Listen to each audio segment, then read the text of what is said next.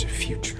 Andor Season 2, Episode 2, titled Sigrona Tima, continues our new arc as each group faces their own challenges in what is understood to be the final episode that was fully scored by composer Nicholas Britell.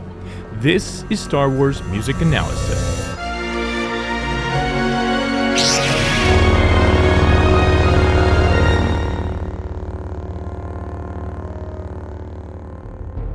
Do it. The episode begins with a variation of the Andor theme that is immersed in the more jungle-like sounds that Britell actually used heavily during Season 1 for Andor's flashbacks.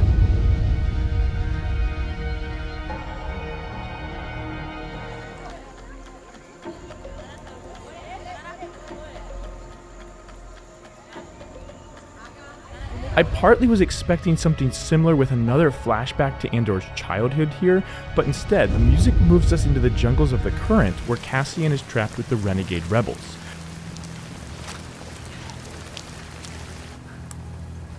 We see these two disorderly factions warring now. Eerie synth drones play underneath throughout this dark, rainy scene. Be out there somewhere. They're messing with us.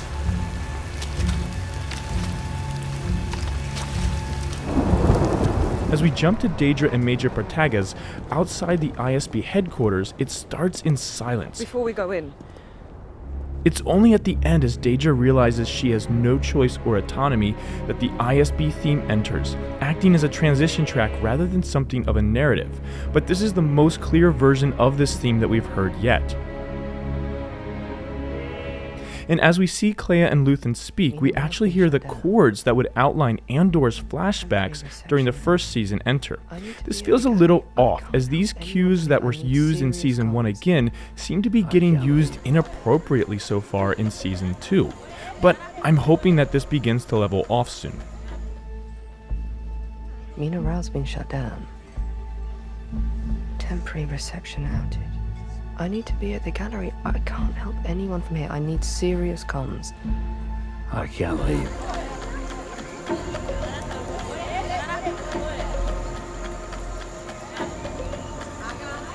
Jumping back to Mina Rao, its theme enters again, and because the Ferrix crew have not yet left this planet, I won't be able to actually disseminate if this theme is for them or the planet until we see them leave it, if they do at all. For now, I'm going to call this the Mina Rao theme though, as Season 2 seems to be focusing more on themes for planets than for characters like in Season 1. And this makes sense since the characters have not changed that much, but the locations have completely changed, so it helps us become acquainted with the new and unfamiliar. The theme is identifiable by its two upward steps from the tonic before stepping and then leaping down, and then a final upward step from leading tone to tonic, and its characteristic polychords that accompany it.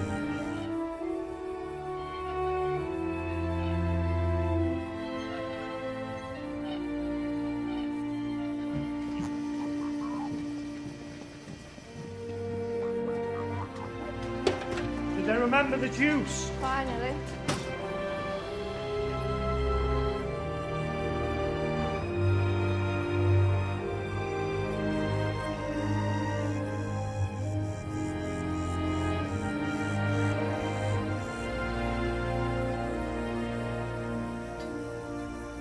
As we see Syril clearly rising up through the ranks, the mechanical pulsing enters that reflects Syril's robotic attributes perfectly. Found an entry on a Varnesian input account that didn't match.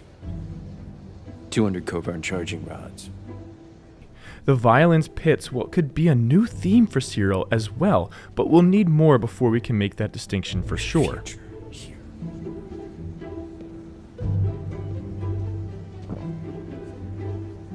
There's a future. As the lieutenant speaks to Bix, music is absent. This makes Bix feel more exposed and vulnerable as the scene becomes more intimate without the music to narrate the drama. Over the field. I'm only here for another couple of days. Very good one. Does he worry about you? In what way? But as we transition back to Chandrilla, high drones take over to ease us back into peace. As the rebels attempt to move the TIE Avenger to fire on their comrades, the lows enter with an ominous melody. But as Cassian's crew fires on them, percussion enter momentarily in order to reflect the sudden violence.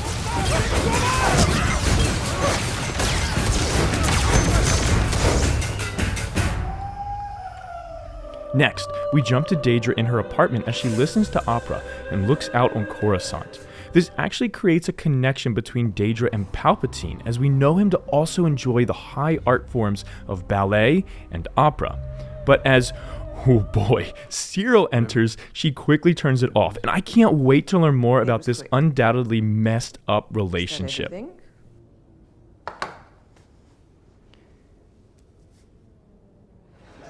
Another electronic track segues us back to Mon's party on Chandrilla, though this time it's far more subdued.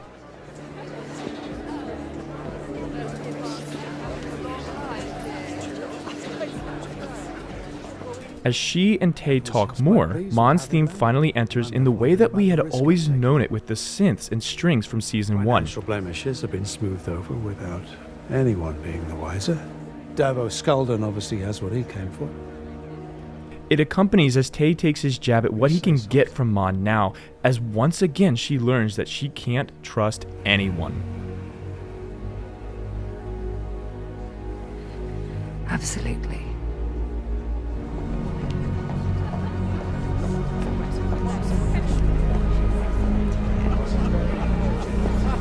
As the rebels and Bix begin to face their realities, the music begins to build, lightly hinting at Cassian's theme along the way.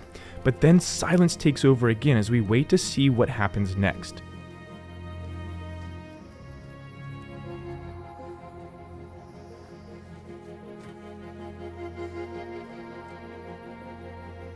But the music returns then to usher in the most intense game of rock, paper, scissors ever. The music picks up energy with percussion next as Cassian gets control of the situation. As the beast strikes, the energy and music pick up further as the tempo increases and high strings begin to move in fast scale patterns. The brass fill the voids and the close dissonances add to the tension and anxiety and the confusion of everything going on. And as we see Cassian leave what we then realize to be Yavin 4, the brass triumphantly call him onward.